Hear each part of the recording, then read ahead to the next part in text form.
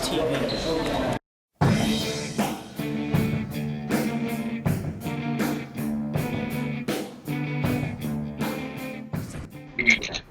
Hello everyone, welcome to another installment of WGS-TV right here on youtube.com/WrestleGamer and ZepTix.TV. I'm Double B from the Good Show. Got a host of people to introduce you to. First off, ladies and gentlemen, he is back. The man from South Park, simply known as Cartman. Cartman, how you doing? Pretty good, tired, but okay. Ladies and gentlemen, the Friday Night Renegade is here, which pretty much means the rest of the week he's a punk. That's Chris Rogers. Chris, how you doing? What's that? Oh wait, that's my penis. How's it going? As I'm trying to remind him that it's PG. Oh. Ladies and gentlemen, he is the host of Hardcore Wrestling Radio, which can be heard every Wednesday night on blogtalkradio.com/Hardcore Wrestling Radio. It is the Shining Star, Rick Starr. Rick, how you doing? I'm doing good, and hey, just because the show's PG, remember, Hardcore Wrestling Radio is not, so if you go over there, be careful. Well, we're fixing to discuss the Hell in the Cell pay-per-view that we just witnessed, and we're going to start with the opening match, Randy Orton and Roberto Del Rio. He did a lot of building for Orton and Del Rio over the past few weeks, and it kind of left everyone up to speculation. Who's going to go over? Would it be Randy Orton or would it be Roberto Del Rio? A lot of people were thinking, with kind of Orton's past misjudgments, bad judgment calls he's been making in his personal life, then maybe they thought Randy Orton's time was slowly running out, but that was not the case. This was actually a spectacular opening match for Hell in the Cell. I thoroughly enjoyed Randy Orton and Roberto Del Rio. They put on one hell of a show. Rick, very quickly, do you know the car that Del Rio came out? Because that was a beautiful car. I don't. I'm gonna be honest with you. I'm not really a big fan of big spectacular cars. It was a really nice, great car. I'm sure if you asked Michael Cole, he'd tell you, but it probably only goes due to his cheat sheets. Oh yes. I know something about Maserati. That's all I know. All right. Well, anyway, the matchup was still good. It was a phenomenal counter. Del Rio fixing to do his signature enziguri, and Randy Orton ducked it and countered it into the RKO. Spectacular finish. I thought it was a great match. I'm going to go 4 out of 5 on this one. Rick, next up we have the Tag Team Championship on the line. Yes. It's okay. Well, this was a great match. I had honestly expected, we talked about this, on the preview show, about how Kane and Daniels, we thought that they were going to eventually break down and possibly even, causing the titles. We were partially right. We'd seen what had happened is that they had, when Daniels had started getting the win, he tagged himself in, and of course Kane didn't like that. The two had started to argue. Rhodes Scholars took advantage. The fight started, getting into argument, and Kane just, started pretty much attacking everybody, including his tag team partner. This is where the ref had just said, okay, enough of this. He threw the match out, giving the Rhodes Scholars a win, but not the titles. We really didn't foresee a win via a disqualification. Whenever we do predictions, we very rarely we try to say who's going to win by titles or but we never could do that kind of a call. Anyways, the quality of the match was great. I was hoping that we would see a clear-cut win and then see Hell No move on to the feud. I'm guessing they're going to hold off a little bit more. So, I'd give it a 4 out of 5 match. 4 out of 5 stars. So. Quentin, next up we had Kofi Kingston defending the Intercontinental title against The Miz. Your thoughts? Yeah, I watched it. It was a really good match. By both guys. The one thing I didn't notice at the end of the match, though, Kofi went to counter the skull-crushing finale from The Miz, and Miz kind of stood there for a second and then fell out of the ring. And ran off and fell out of the ring, which I kind of thought was not right, and it looked really retarded. Overall, though, I'd give it I would give it a 5 out of 5, but just because they failed at the ending, I'm going to give it a 4 out of 5. Chris, we have the United States title up next as Antonio Cesaro took on Justin Gabriel. Yes, and why they had it, I don't know. Why they couldn't have had it during the pre-show, I still don't know. it was basically very pisser match. Really? In my opinion, yeah. I mean, it was just you knew going in that Antonio Cesaro was just going to retain, and yeah, Gabriel did try to make a comeback a few times, but didn't really work out for him. Antonio Cesaro got the win, and out of that, I'm going to have to give it a 3 out of 5. Just because it was so predictable from the get-go. I just got to ask one thing. Did somebody prank Justin Gabriel? I mean, what in the world was up with his hair? I mean, did he lose That's a good question. Did he lose a bet or something? I wonder if someone pulled a prank and switched his gel for hairspray. I don't know. I was gonna say he looked like he dumped his hair in the oil slick. Well, next up we had another unannounced match. It's Rey Mysterio and Sin Cara taking on the Primetime Players. A very good tag team match between the once undefeated face team of Mysterio and Sin Cara and a team that we thought was getting hot in the Primetime Players, but now they're starting to fizzle a little bit. I'm a little bit worried about what they're doing with Darren Young and Titus. I'm black as a dog O'Neil. Yes, it was racist, and I still said it. And I gotta note one thing though. Sin Cara, when he did his counter from the reverse snapmare into the DDT, it looked like he jammed his head into the ring on the way down, essentially DDTing himself. We didn't see any after effects from that until after the match was over. Sin Cara was still able to do like a crossbody off the top onto the outside on Darren Young, and that's where we initially thought that Sin Cara got his injury, because after the match was over, the trainers and the doctors were looking at Sin Cara, and he was holding his head, which could have been maybe a neck injury or a concussion, but then he was able to move around in the ring. It looked like he was okay, but I still think for safety's sake, they need to have Sin Cara checked out and make sure that he's completely medically cleared, because we've had people with problems, a former crippler, if you know what I mean, having head issues. So I don't want to see Sin Cara go that route. I think he's really come a long way ever since I made that video about him, stating why I thought he sucked. But as far as this match goes, Mysterio Sin Cara looked good, and so did the players. I gotta go 4 out of 5 on this one. Rick, we had a huge World Heavyweight title match up next as Sheamus defended the title against the Big Show. Yes, we did, and I'm gonna be honest with you. This is the coin tosser match for me. The way they were leading this match up, I really wasn't sure if Sheamus was going to retain or if they're going to give it to Big Show. This match itself was just a great match. We saw the Big Show hit the knockout punch, and we saw Sheamus kick out. We also Sheamus hit the brogue kick, and we saw the Big Show kick out. So it's like, wow, okay, which way is this going to go? And then eventually, we saw Sheamus getting ready to do the brogue kick all the way from the corner, and then he got the Big Show got that, the knockout punch. Well, and then he got the 3 count, which the match itself was incredible. I definitely have to give it a 5 out of 5. The one thing that we did not see, we did see him for about 2 seconds while the match was going on, was Dolph Ziggler.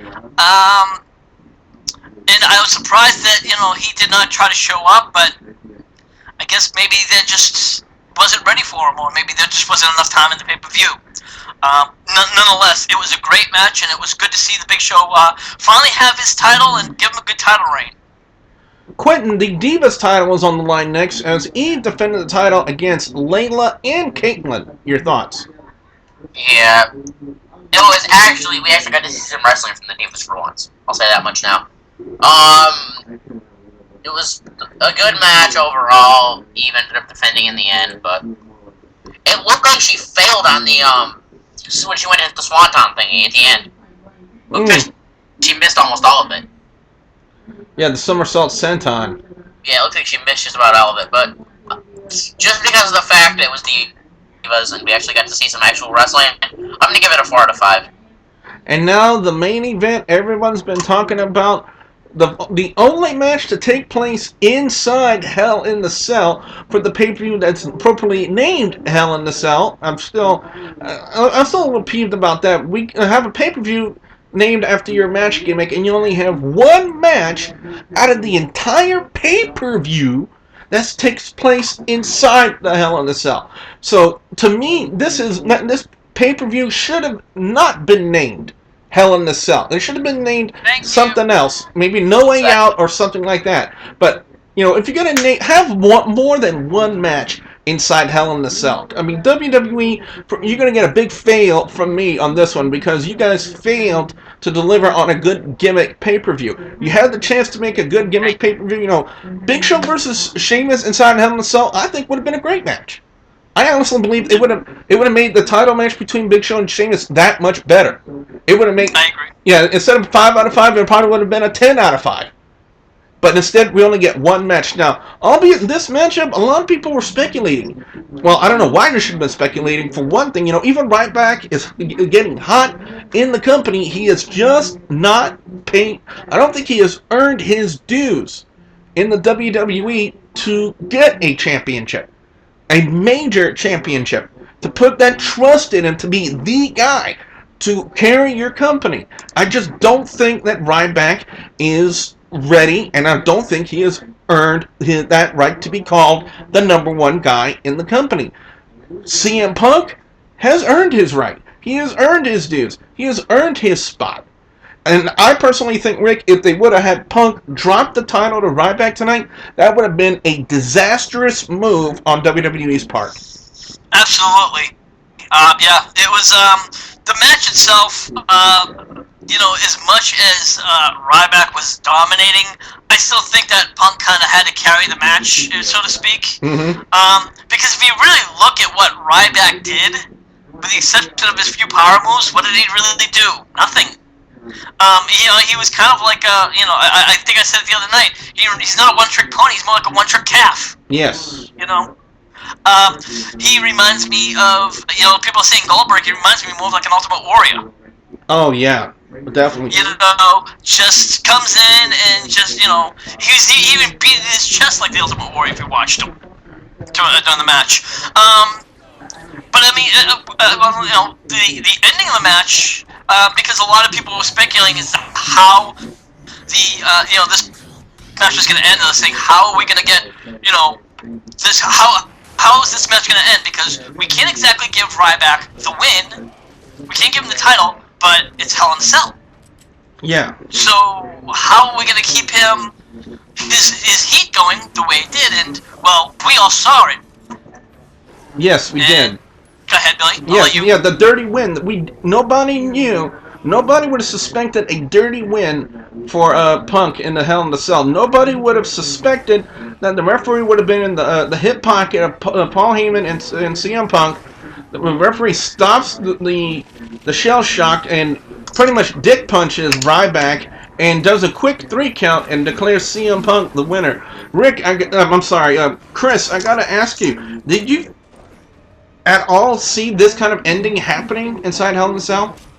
No, well, yes and no. When you said that, when we were watching the pay-per-view, you said, look at the ref, it was the same one that effed up that thing on Raw a few weeks ago. That kind of threw up a red flag for me, like, something might happen, but nothing like this. I mean, basically giving Ryback a nutter. I was surprised he still had nutters to get a nutter. Quentin, after all them steroids. Quentin, I need to ask you this, man. During the pay-per-view on the Scum Cult, you were very adamant about Ryback becoming the WWE champion. That was something you really wanted to see. I gotta ask you, why was that something you wanted to see? The reason I was thinking about that is because, like I said, they wouldn't have Punk, I think it was Chris who said it during the pay-per-view, that they wouldn't have Punk be champion for 365 days, and that is, what, in a week? No, a month. And within that month, Punk will end up being, it'll end up being over a year for CM Punk, and I didn't think that the WWE was going to do that. And plus, I also thought that the Survivor Series, it would end up being a good idea for the WWE to, have a, Team Heyman versus Team WWE or something like that at Survivor Series, because that's kind of what it's been leading. Well, not really leading up to, but that was just kind of what it seemed like they were gonna end up doing, because Punk and Cena have been going through a really big feud, and so has Heyman's been kind of getting involved in it. And what better way to solve the feud than a 5-on-5 match at Survivor Series? Ryback loses it after the match is over, attacks the referee basically in a gorilla press, throws him against the cell onto the outside. I have never, in the entire time I have seen Hell in the Cell matches, and I've seen it from the inception until tonight, I have never seen anyone be taken from a gorilla press and thrown into the cage and land on the outside. That is just a new area for me. And talk about new areas, they actually had CM Punk and Ryback actually climb up to the Hell in a Cell. Now, Rick, I know it made for an exciting end to see Ryback give CM Punk the shell shock on top of the cage, but as high as they were and the type of structure they were on, to me, that was a very dangerous move, and I really don't think WWE should have finished it like that. No, I disagree with you, because it's Hell in a Cell. I mean, how many matches in Hell in a Cell? If they did not go on top of the cell, what's the point of having a Hell in a Cell? What's the purpose? They must have just made a regular cage match. Well, yeah. You know what I mean? Hell in a Cell, come on. With Mick Foley, Mick Foley and Undertaker, HBK and Undertaker, they've always gone to the top. You've got to, even though, I for a second thought they're going to have the trapdoor where he did the shell shock and he was going to go through the cage. Yeah. I honestly thought they were going to do it, but he didn't. But even still, it was just still great. It got the fans going, and you know what? Tomorrow, they're probably even going to forget about this stupid little bullshit loss. And that's what they wanted to do. They wanted to keep Ryback's hype. And guess what? They probably will keep it. No, you're the right thing on the that money. the WWE doesn't realize that even one loss, even a legitimate loss, won't kill the hype. No, it wouldn't. No, it wouldn't. Match score gets a 5 out of 5. Overall score for Hell in a Cell this year, it's going to get a 4 out of 5 for me. I love the Randy Orton and Del Rio match. The Rhodes Scholars versus Team Hell No match, that ending, that kind of surprised me as well. Kofi Kingston versus The Miz, great Intercontinental title match. Antonio Cesaro, Justin Gabriel, it was an okay United States title match. Again, Justin Gabriel looked like he got pranked by somebody. Rey Mysterio and Sin Cara defeating the Primetime Players. Again, that was another good tag match. I like the fact that WWE is actually trying to put some focus on the tag team division. Big Show defeating Sheamus for the World Heavyweight title. That I did not see coming, but that was still a good match. But I think it would have been that much better if they would have had that match inside Hell in a Cell.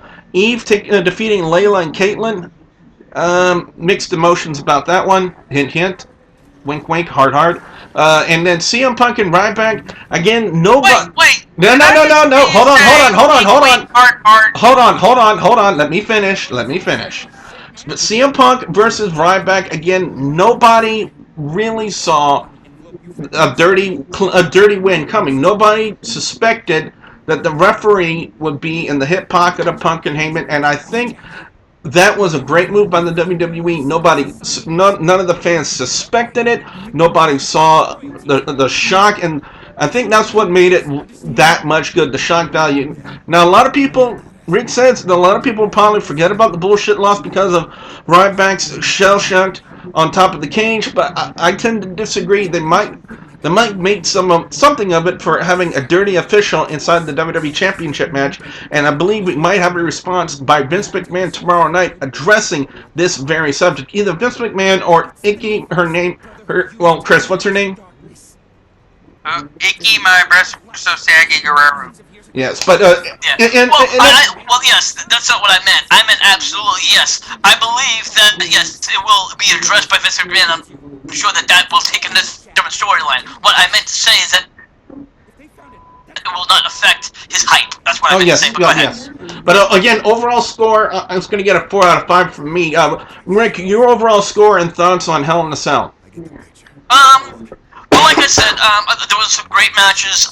Some of the better matches was the Randy Orton Del Rio. I did like the Rhodes Scholars versus Hell No. The the Sheamus Big Show, definitely a great match. The Triple Threat Diva match, I have to say, I was impressed with the match, although I didn't really care for the outcome. And of course, the main event, but I'm sorry, Ryback getting screwed over. I was laughing my ass off. The Divas actually wrestled in their match tonight. That actually took me by surprise. Yeah. But like I said, there was a few disappointing matches. The Miz and Kofi match that was just way too predictable. Justin Gabriel Cesario. There was some great points in the match, but it was not too bad. I gotta say overall 3 out of 5, 3.5 out of 5. There could have been, like you said, the fact that they did only have one Hell in a Cell match as opposed to 2 would have opted a little bit. That's just my thoughts. Quentin, your overall thoughts and score on Hell in a Cell?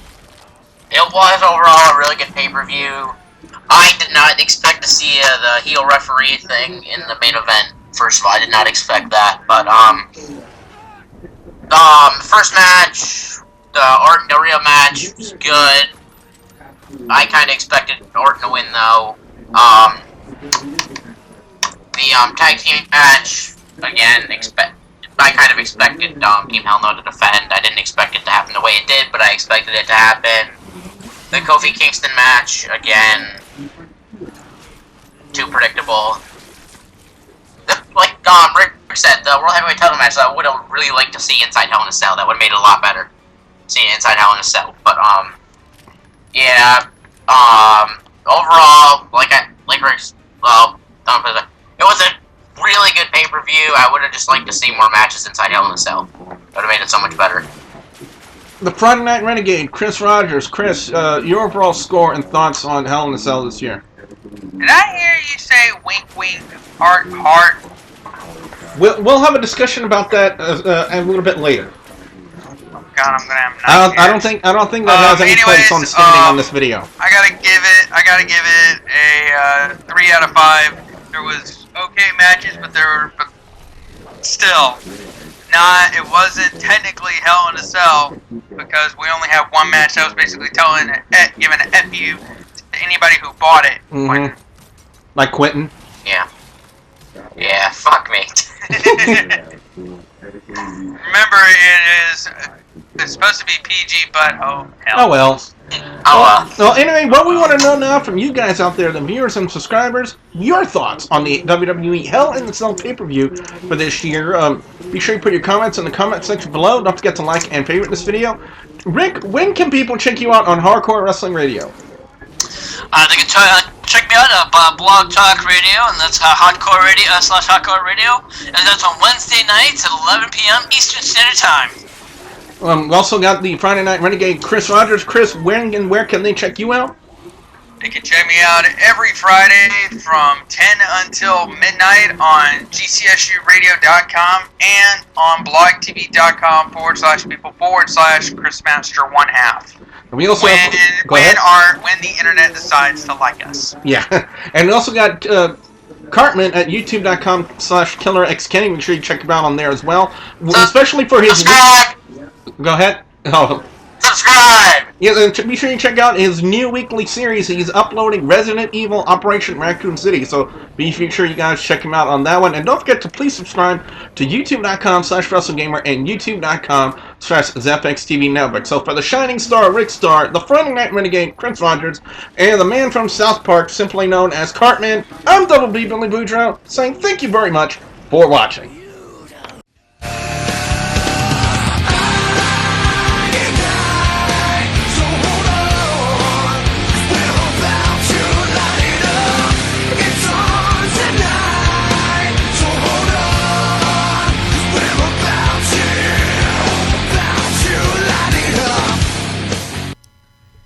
Hi, I'm Chris Master 1, and you've been watching WGS-TV on YouTube.